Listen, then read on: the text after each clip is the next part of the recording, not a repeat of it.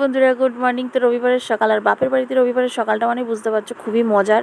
আর অনেক দেরি করে ঘুম থেকে উঠেই আগে স্নান সেরে নিয়েছি, তারপর পুজো সেরে নিলাম। কাকিমা দেখছি বানিয়েছিল ঘুগনি আর গরম গরম লুচি, এই দিয়ে ব্রেকফাস্ট সেরে নিলাম। সোনাইকে প্রথমে খাইয়ে দিচ্ছি, তারপর আমি খেয়ে নিয়েছি।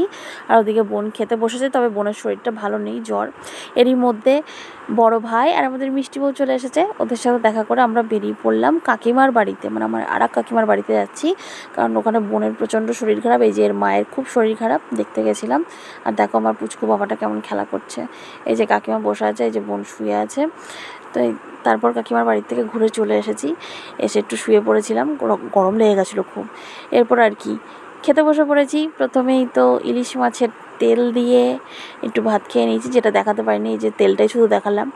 আর এই যে পটল ভাজা, আর এইটা হচ্ছে আমার ছেলের অবশিষ্ট খাবার, যেটা তো প্রত্যেকটা মাকেই খেতে হয়। এই যে ভাই আর আমাদের মিষ্টি বউ বসে পড়েছে খেতে, আমরাও জমিয়ে খেয়ে নিলাম। তারপরে লাস্ট পাতে ছিল দই, যেটা তো দারুণ খেতে ছিল। এই দিয়ে লাঞ্চ সেরে নিলাম। Tata, bye bye.